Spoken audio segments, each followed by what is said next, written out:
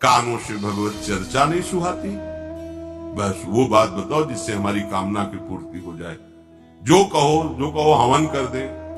जो ये हवन से, ये ताबीज बांधने से, ये घोड़े की नाल की अंगूठी पहनने से ये बुरा लगेगा सबको। कुछ नहीं होता, कुछ नहीं होने वाला। तो ये सब हरि के अनुचर हैं, सब हरि के अनुचर हैं। जानकी नाथ सहाय करे तो कौन बिगाड़ सके नर तेरो। ये शुक्र शनिचर राहु की सब क्षण में वही है तेरे चेरो। जानकी नाथ सहाय करे कौन बिगाड़ सके। महाप्रभु हरिवंश जो पे कृष्ण चरण मन अर्पित तो करी है का नवग्रह रंग। ये बेचारे नवग्रह भिखारी क्या तुम्हारा कर सकते हैं। यदि तुम बादशाह श्री कृष्ण के दास हो तो ये चाहे जिस नक्षत्र में बैठे हो तुम्हारे अनुकूल चलेंगे, तुम्हारे अनुकूल चलेंगे। अपने को चढ़ा दो श्री हरि के चरणों में और हरि से विमुख हो तो, लेकिन ये सेवक हरि के हैं और हरि के तुम विमुख हो तो ये प्रसन्न हो ही नहीं सकते, तुम्हारा पतन ही होगा। पर ये संसार समझता है भगवत नाम से मतलब नहीं, भगवत आराधना से मतलब नहीं। अरे भाई ये लोकपाल हैं, जानते हो भक्त को भी काम क्रोध क्यों सताता है। ताकत नहीं इनकी प्रवेश कर जाए, अहंकार है इसलिए। और भगवान को अहंकार अच्छा नहीं लगता, इसीलिए भगवान के सब दूत हैं चढ़ बैठते हैं। देख तू कितना बड़ा साधक, कितना बड़ा भजनानंदी, दिखा हमें। अब फेल तो मैं भगवान की शरण तो हो ना, भगवान की शरण। और भगवान की शरण में हो जाए तो यही महासुख प्रदान करने लगते हैं। और कोई नहीं, इन्हीं के लड़का बच्चा है। द्वारिकाधीश के पुत्र रूप में कौन प्रकट हो रहा है। भगवान कामदेव, जो प्रद्युम्न अवतार है, साक्षात कामदेव हैं। कामदेव साक्षात आ रहे हैं। हम प्रभु से विमुख हो, कोई हमारा सहयोग कर सकेगा, कोई नहीं कर सकता। और अगर करने गया तो वो भी उल्टा टंग जाएगा। ये भी बात समझ लो।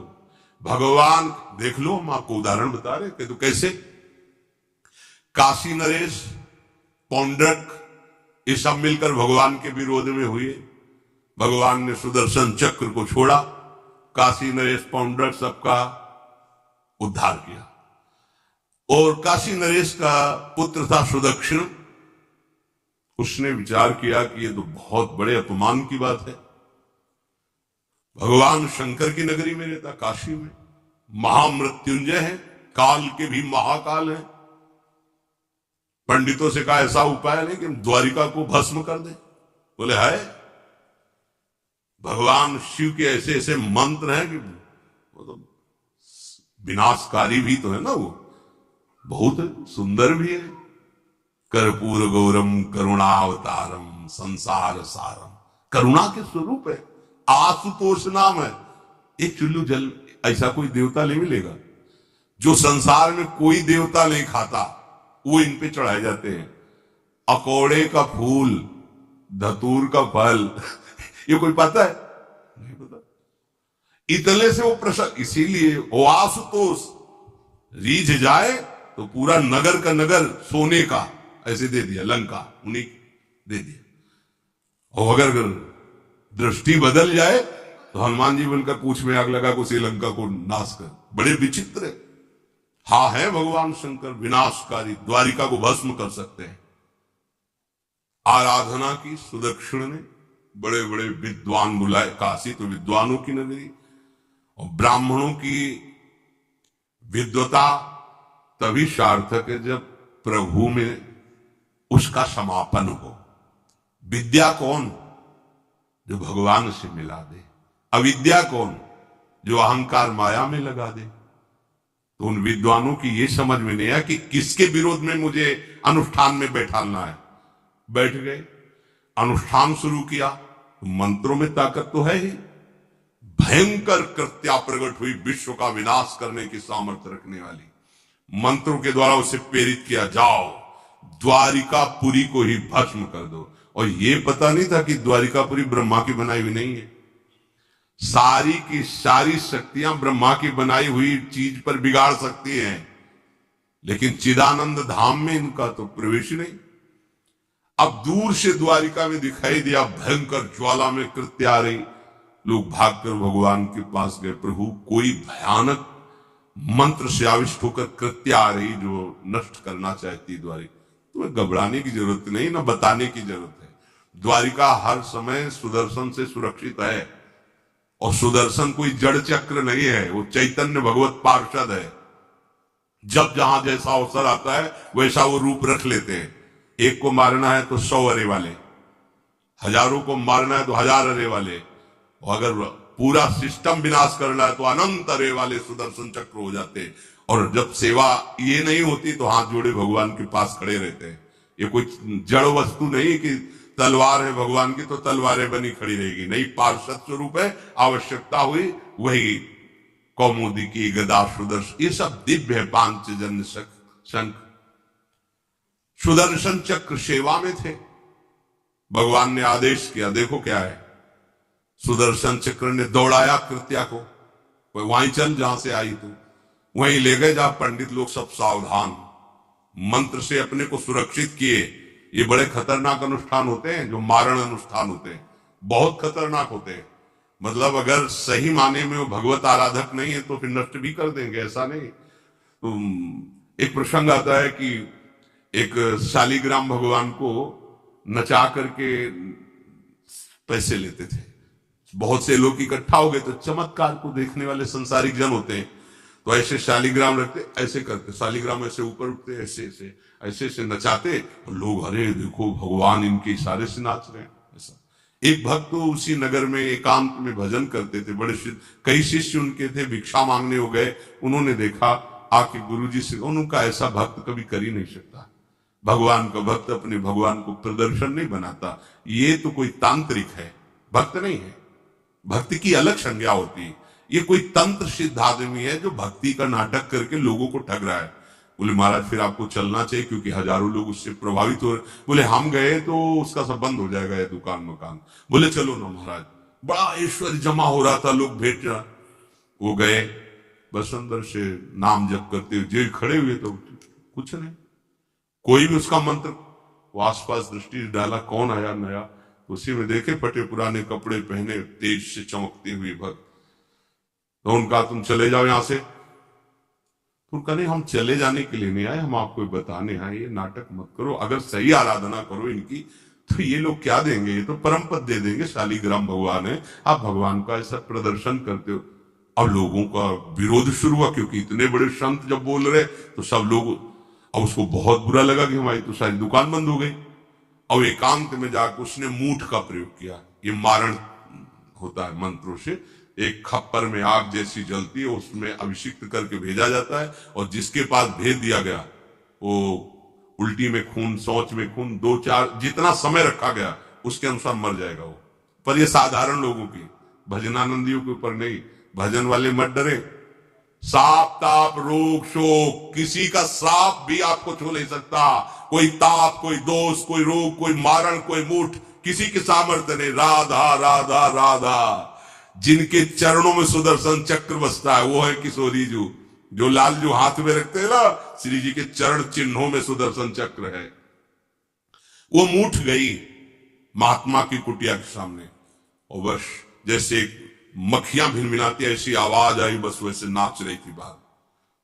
तो वो डेहरी के पास आए और उनका, हमारी दृष्टि में भगवान की सिवा कोई नहीं, आप में भी भगवत शक्ति है। क्या आप ये नहीं समझते हैं कि निरपराध के लिए मारण किया गया है? हमारे में सामर्थ्य है, हम आपको अभी नष्ट कर सकते हैं। अरे भगवान के नाम में आप जाओ और उनको दंड दो। कोई मंत्र नहीं पड़े थे, मूठ वापस हुई और मुंह से खून, शौच से, उन्हीं के त्राहिमाम मच गया। फिर उनको लगा कि मुझे जाना चाहिए उसकी रक्षा के लिए। गए, भगवान नाम स्पर्श करते हुए इसे माथे पे हाथ, सब शांत हो गया। बोले अब अवसर हम दे रहे हैं, अब नाम जप कर लो। नाटक बंद गया, उस चरणों में गिरा, उसी दिन शिष्य बन गया। तो सुदर्शन चक्र ने कृत्या को नष्ट नहीं किया, वहां द्वारिका में दौड़ाया। जब काशी पहुंची, काशी भगवान विश्वनाथ जी के त्रिशूल में बसी हुई है और शिव की दृष्टि से सुरक्षित है। जो वहां श्रद्धा पूर्वक वास करे उसका मोक्ष अनिवार्य है, तारक मंत्र देकर शिव करते। पर उस कृत्या को सुदर्शन ने नष्ट किया, और जितने ब्राह्मण थे सबका राधे राधे। और पूरी काशी में आग लगा दी। विश्वनाथ जी मुस्कुराए, नाराज थोड़ी, क्योंकि विश्वनाथ जी ने कह दिया था यदि ब्राह्मण विरोधी कोई है तो हमारा ये मारण काम कर जाएगा। उनको ये समझ में नहीं आया कि नमो ब्रह्मण्य देवाय भगवान का नाम है, वो जानते थे। तो कोई भी भगवत विरोध भाव लेकर के किसी भी देवता की आराधना करके कुछ नहीं होने वाला। किसी भी देवता, एक तांत्रिक बहुत वो संतों को परेशान करता था, धर्म सम्राट स्वामी श्री कृपात्री जी महाराज, ये बहुत पुरानी बात नहीं है। उन्होंने संतों ने आगे बताया कि बहुत अपमान कर देता है। उन्होंने कहा ठीक है, गए, हाँ भाई शुरू हो जाओ तुम, जितना तुम्हारे पास तंत्र है हम एक भी मंत्र नहीं बोलेंगे, दंड लिए हुए हम एक भी मंत्र नहीं बोले, हम केवल खड़े हैं, तुम प्रयोग करो। वो जो उसके तंत्र के प्रयोग, नारायण नारायण नारायण नारायण, कुछ नहीं बोले। अब हम प्रयोग करें तो उठा, साष्टांग दंडोत हुआ, बोले आप धर्म सम्राट कृपात्री जी हैं क्या? क्योंकि इतनी सामर्थ्य केवल उन्हीं में है जो मुझे रोक सके। दूसरे बोले बंद कर दो, दोबारा शिकायत नहीं आनी चाहिए हमारे पास। तंत्रों में बड़ी सामर्थ्य होती है, लेकिन भगवान में अनंत सामर्थ्य होती है, अनंत सामर्थ्य होती है। इसलिए हमें कभी भी प्रभु से विमुख होकर कोई भी देवता बचा लेगा ऐसा सोचना भी नहीं कि हम किसी की आराधना करके, ऐसा नहीं, वही आपको नष्ट कर देगा। भरत जी को, जड़ भरत जी को पकड़ ले गए जो चोर लोग थे, दस्यु लोग। उन्होंने देवी जी को कहा, बड़ा भ्रम है यार, वो जगत माता है, अम्मा है सारे जगत की, और बकरे की बलि दे लेते। उनका बच्चा बकरा नहीं हुआ क्या? जब जगन माता है, जगदम्बा है, जगत अम्बा है वो, तो क्या ये छोटे छोटे जीवों को जो बलि देते हैं, क्या उनको ये पता नहीं कि ये उनकी अम्मा है? उनके सामने काट रहे हो, मां तो मुझसे प्रसन्न होगी। काट लो, अभी अवसर आएगा तो तुम्हें पता चलेगा। अब वो जो पकड़ के लाया गया था मनुष्य बलि के लिए, तो वो दस्युराज बाजार सी लगी थी, उत्सव मनाया गया, उसे कहा गया था जो मनावे सो खाओ। तो जहां जाता अच्छे अच्छे पदार्थ खाता। तो दुकान वाले ने खा ले, थोड़ी देर बाद गड़ासा चलेगा। थे बोले क्यों? तो बोले तुम्हें पता नहीं क्या? बोले नहीं। बोले बलि के लिए लाए गए हो। अब तो जलेबी मुंह की मुंह में रह गई। इसके बाद गड़ासा चले, आसपास देखा तो रक्षक इधर उधर थे, भाग लिया। अब रक्षकों ने देखा कि वो तो है ही नहीं। अब उनको बड़ा भय लगा। अब वहां कोई फोटो थोड़ी खींची गई थी कि बलि किसकी चढ़ानी है। और वो भागे, महाराज बैठे थे पद्मासन में, जड़ भरत जी ब्रह्माकार वृत्ति, इन्हीं को पकड़ ले गए। बढ़िया तगड़ा तंदुरुस्त है। और दस्युराज ने कहा बलि का जो वो लाया गया, हाँ मार, देख के प्रसन्न हो गया। तेजो में हष्ट पुष्ट ब्रह्माकार वृत्ति इनकी। बोले स्नान करवाओ। सालों से स्नान नहीं हुआ तो को उट्टन लगा के स्नान कराया। खीर पुआ रबड़ी रसगुल्ला सामने भोग लगाओ, दबा के को खीर पूरी रबड़ी पाई। अब वो तो भगवान के प्रेमी भक्त है, ब्रह्माकार स्वरूप है, अपने स्वरूप में स्थित है। इसके बाद तिलक लगाया। बोले गर्दन झुका। भरत जी अंदर से खीर खाया ना, अब गर्दन भी झुका, गर्दन भी कटेगी। भक्त की गर्दन यदि श्रद्धा से झुके तो ठीक, अगर जबरदस्ती से झुका दिया तो तुम झुकाने लायक नहीं रह जाओगे, भी ध्यान रखना। क्योंकि ये गर्दन अब गर्दन नहीं, ये किसी और की शान बन चुकी है। भक्त की गर्दन किसी की शान है, और वो उनकी शान है जो सबकी जान है। देवी जी की मूर्ति में आग लग गई, दाह शक्ति पैदा हो गई। जे ही जड़ भरत जी का शरीर ऐसे किया, फाड़ करके मूर्ति भद्रकाली प्रकट हो गई। और जो गड़ासा काटने उसी को उठाया, काट काट के उन्हें दस्युराज से लेकर समस्त सांप को काट करके खून की होली खेल दी। भरत जी ने देखा जब कोई काटने वाला नहीं है तो बोले ठीक है, अब चलो पचाने के लिए टहलते हैं, थोड़ा खीर पुआ खाया, चल दिए, कोई रोक। देवी जी से एक बार भी लिखा कि मां बड़ी कृपा। जो भगवान का भक्त है वो दूसरे की कृपा भी नहीं मना सकता। नहीं, एक बार भी मुड़कर ऐसा प्रसंग नहीं आया कि देवी जी के हृदय बड़ी रक्षा कर, कुछ नहीं। प्राण जाने पर कोई भय नहीं, रक्षा होने पर किसी की स्तुति नहीं, अपने मंगल विधान। हरि आश्रय, सत्संग हरि आश्रय देता है, बहुत बड़ा बल हरि है, मान लो। एक दिन आपसे कह रहे थे कि जब आपने देखा नहीं उनको, उनसे बात नहीं हुई, और आप उनके जनों से बात सुनकर उनकी तरफ चल पड़े, इस बात से हरि आपके ऋणी हो जाते हैं। भगवान इसी बात से ऋणी हो जाते हैं। बस ये बात आप हृदय में बैठा लीजिए। जैसे लोग प्रश्न करते हैं ना कि हमने भगवान को देखा नहीं, भगवान को हम कैसे, किसी की बात तो मान लो ना। आप मान लो, वो तो आपके अंदर भी बैठे हुए हैं, वो आपको इतना प्यार देने लगेंगे, जहां कोई सहायक नहीं होगा वहां हरि आपको दिखाई देंगे। देख लेना, बिगड़ी ऐसे क्षण में बन जाती है, ऐसा लगता है गला कटा तो वो तलवार गले तक आएगी, हार बनकर सुगंधित फूल बन जाएगी, पर गले तक आने आने तक तुम्हारी निष्ठा देखी जाएगी। नहीं नहीं, बस मेरे हरि का यही विधान, वो आते आते हार बन जाएगी, वो तलवार तुम्हारा गला नहीं काट पाएगी, क्योंकि गले में हरि नाम चल रहा है। मान लो हमारी महालक्ष्मी चरण चापती रहती, क्या चाहिए तुम्हें, क्या चाहिए, आप सच्चे मान, क्या मतलब कितनी मलिनता छा गई। हम इसको मार देंगे तो 2 लाख रुपए मिल जाएंगे, ये कर देंगे तो, अरे भैया अगर तू हरि नाम जपेगा तो इसकी कीमत नहीं है, कीमत नहीं, अमूल्य वस्तु है, इसके ब्याज में तू कुबेर बन सकता है। मूल्य तो कभी खत्म होता ही नहीं है, ब्याज में तू ब्रह्मा बन सकता है। बनना तो चाहे, भक्तजन तो कहते हैं नहीं चाहिए मुझे ब्रह्मा का पद, परमेष्ठी पद, नहीं चाहिए सम्राट पद, नहीं चाहिए योग की सिद्धियां, मुझे प्रभु आपकी दास्ता चाहिए। ये बात कितना महासुख होगा उस भक्त को जो इन बातों को कह रहा है, नहीं चाहिए मुझे मोक्ष सुख नहीं चाहिए। वो ऐसे थोड़ी कह रहा है, श्रद्धा से नहीं कह रहा, अनुभूति से कह रहा है, मुझे नहीं चाहिए ये सब, इनमें वो सुख नहीं है जो आपके चरणों के समीप रहने में सुख है। नहीं सत्संग भजन नहीं हरि को, श्रवण न राम कथा अनुरागी, सुत बित दार भवन ममता निसि सोवत अति न कबहु मति जागी। अरे तेरी बुद्धि सो रही है, जगा दे।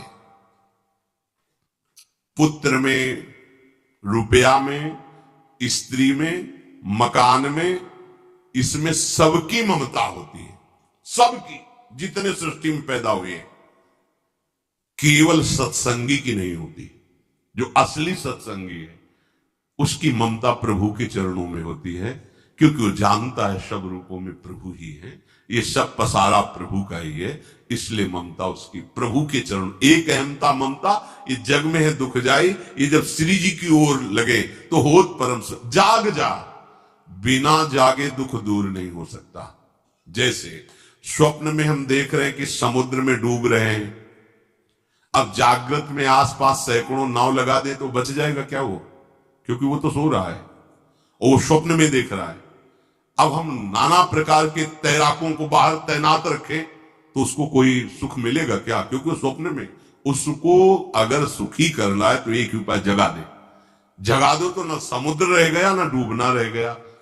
ऐसे ही संसार में मोह से ऐसे ग्रसित जीव है, भाई इतना ही सुख चाह है, और उसी स्वप्न में वो दुख से निवृत्त होना चाहते हैं।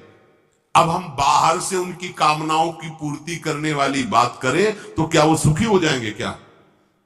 इसीलिए कोई साधु जो भगवत मार्ग का पथिक है वो कभी सपोर्ट नहीं करेगा जाओ ऐसा, वो जाओ ऐसा ही है जैसे उस स्वप्न में समुद्र में डूब रहा है, बाहर से हम जल जहाज नाव तैराक सब लगा रहे हैं, लेकिन वो नहीं सुखी होगा, क्योंकि उसके सुख का कारण तब बनेगा जब स्वप्न हटे।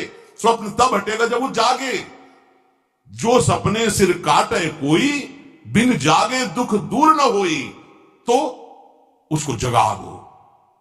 साधुजन क्या करते हैं? जगा देते हैं उसको। जागो, कहां मोह निशा सब सुवनिहारा, देखे स्वपन अनेक प्रकारा, यह जग जामिन जागे जोगी। योग भगवान से जो तुमने वियोग कर रखा है, तुम जगो। जे ही जगोगे तुझे ही जाने जग जाए हेराई, जागे जथा स्वपन भ्रम जाई, कोई नहीं यहां। एक कल श्लोक, मत्तः परतरम नान्यत् किंचित् अस्ति धनंजय, मेरे सिवा कोई नहीं। ये कब पता चलेगा? जागने पर। तो हमें ये बहुत कुछ दिखाई दे रहा है, स्वप्न है। उमा कहूं मैं अनुभव अपना, सत हरि भजन जगत सब सपना।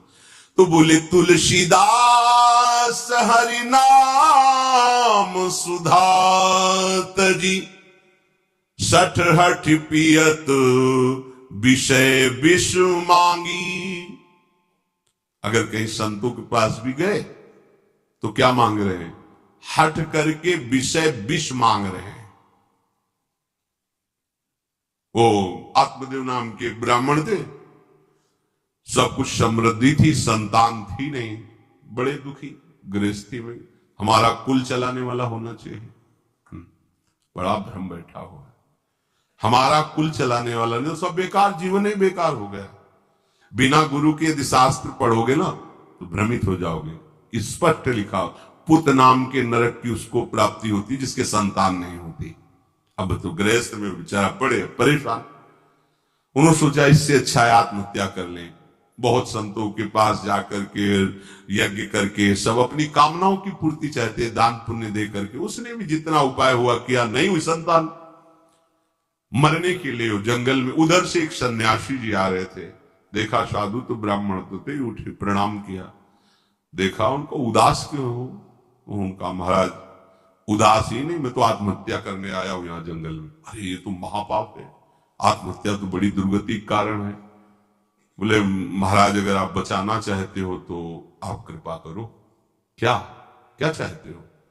बोले हमारे पास सब कुछ है, बेटा नहीं, बेटा नहीं दोगे तो हमारा जीवन बेकार। तो उन्होंने अंतर्दृष्टि से देखा और कहा 7 जन्म तक तेरे पुत्र नहीं, भाग्य में तेरे लिखा है। तो उसने कहा फिर तो अभी मरते, आत्महत्या करते, हम 7 दिन, 7 जन्म की बात, हम 7 दिन नहीं जिएंगे, हमें पुत्र चाहिए। संत का दयालु।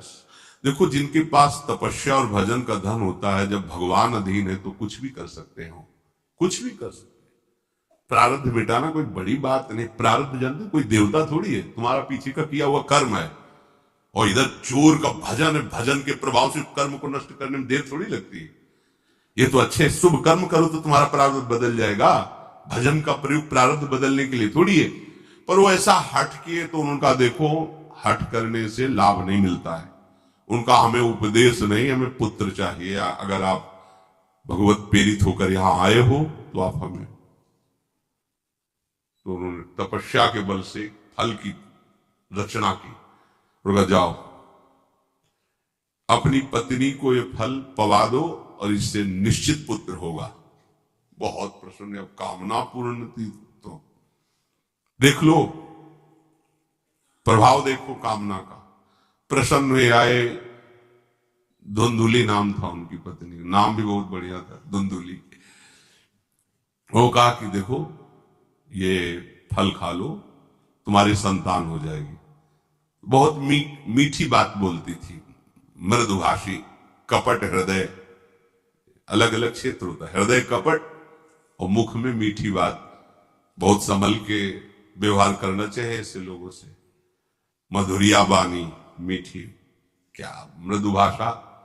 नहीं प्रीतम, आप चिंता मत करो, फल ऐसे थोड़ी खाया जाता है, नहा धो के पवित्र होके फिर। हाँ उनका ये बात, आप अपने काम में लगो, हम पा लेंगे ऐसा।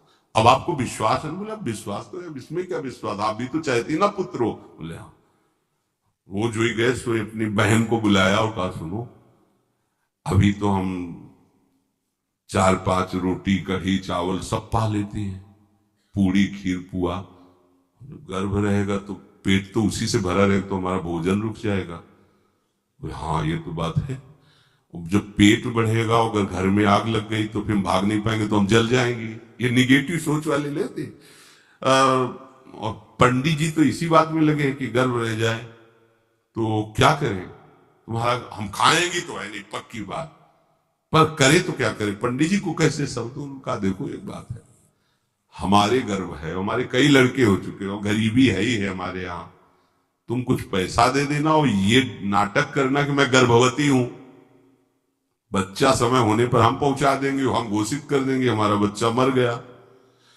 तो पंडित जी को तुम नाटक में बताते रहना कि गर्भ है, बच्चा हो जाए। पंडित जिसका दिन आप बच्चा हो गया है, तो बोले दूध पिलाने की समस्या आएगी। तो बोले ये तुम कह देना कि पहला पहला बच्चा हमारे वक्षा स्थल में दूध नहीं, हमारी बहन का था तो मर गया बच्चा, तो उनको बुला लेती तो बात बन जाएगी, बढ़िया बात हो गई। परीक्षा के लिए फल गाय को खवा दो, गाय को खवाया। ठीक समय पर गोकर्ण जी प्रकट हुए, दिव्य तेजो में बालक, कान केवल वो गाय के, बड़े ही विद्वान और भगवत भक्त संत के द्वारा।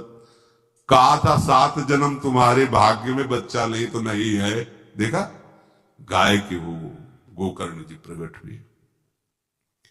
उधर उनके जो बच्चा पैदा हुआ उसे ही नाटक के द्वारा पहुंचा दिया गया, वैसे ही पूरा जैसा पहले पक्का हुआ। अब उसने कहा कि हमारे तो स्तनों में दूध नहीं, हम अपनी बहन को बुला लें, उनका बच्चा मर गया। हाँ हाँ, हमारा बच्चा स्वस्थ होना, आप बुला लो, उसको हम धन भी देंगे, वो हमारे बच्चे की सेवा कर। अपने नाम से जोड़ करके उसका नाम रखा धुंधकारी, धुंधुली और धुंधकारी, अज्ञान का साक्षात स्वरूप। और जैसे ही वो अवस्था बढ़ती गई तो उसके पापाचरण बढ़ना शुरू हुए।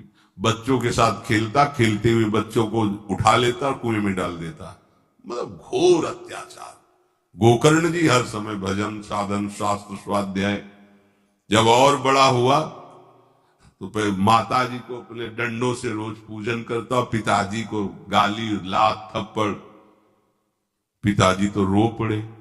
गोकर्ण जी से कहा कि बेटा, हमारी गाय से प्रकट हुए पर भरोसा आप ही का है, बचा सकते हो। तो बोले पिताजी जाओ यहां से, भाग जाओ यहां से, एकांत जंगल में जाकर भगवान श्री हरि का भजन करो। उन्होंने 2 श्लोकों में उपदेश किया। दूसरा श्लोक है, धर्मम भजसु सततम त्यज लोक धर्मान, सेवन सदा साधु पुरुषं जहि काम तृष्णाम, अन्यस्य गुण दोष चिंतन मास मुक्त्वा, सेवा कथा रस मोहो नितराम पिबत्वम। हे पिताजी, अब तुम लोक धर्म का त्याग करके भागवत धर्म को स्वीकार करो, एकांत में जाकर साधु महापुरुषों के संग से उनके उपदिष्ट उपदेश के अनुसार आचरण करो, प्रभु की लीला कथा सुनो, ना कोई कामना ना कोई तृष्णा, किसी के गुण दोष का वर्णन मत करना, और सदैव भगवत सेवा भावना में रहना, इसी जन्म में तुम्हें भगवत प्राप्त। वो तो उधर गए।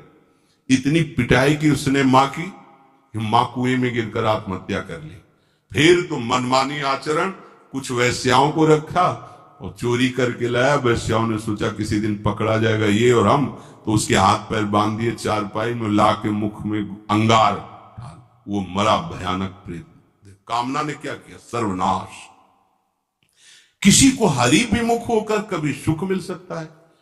आप संतों के पास जाइए, अपनी कामना रखिए। हम ये नहीं कहते कि कामना तुम त्याग पाओगे, कामना रखिए, भगवान के पास जाइए, अपनी कामना रखिए, क्योंकि आप कामना से युक्त हैं। पर छूट इतनी दे दीजिए कि जिसमें हमारा मंगल हो वो करना। जैसे नारद जी भगवान से अपनी कामना रखते हैं कि हमारा ब्याह करवा दीजिए, और बाद में एक छूट दे देते हैं कि जेहि विधि होए नाथ हित मोरा। तो हरि को अच्छा लगेगा, गुरुजनों को अच्छा लगेगा कि इस कामना से इसका कोई जीवन बाधित नहीं होगा, वो पूर्ण भी कर देंगे। और अगर लगा कि इसका पतन हो जाएगा तो आप रोते रोते भी कामना की पूर्ति नहीं करेंगे। उत्तम बात तो ये है कि कामना हरि की प्राप्ति की करो, वो सर्व सुख स्वरूप है। किसी का अन्य आश्रय अन्य बल ना लेते हुए अपने श्यामा श्याम के चरणों का आश्रय लेकर निरंतर भजन करो, तो ये अनुभव हो जाएगा कि सुख किसे कहते हैं। अभी तुम्हें परिचय ही नहीं मिला, सुख किसे कहते हैं। सुख सच्चिदानंद है, सुख एक रस है, सुख अविनाशी है। वो सुख सदैव बढ़ता रहता है, घटता कभी नहीं। एक रस होते हुए भी प्रतिक्षण वर्धमानम है, कभी कभी अंत नहीं होता इस सुख का। ऐसे अनंत सुख के लिए हमें मनुष्य जन्म मिला है। प्यारे, इसे मत खोइए। हर समय राधा राधा राधा राधा राधा, और किसी को दुख मत दीजिए। कोई गंदा नशा मत कीजिए, कोई गंदे आचरण मत कीजिए।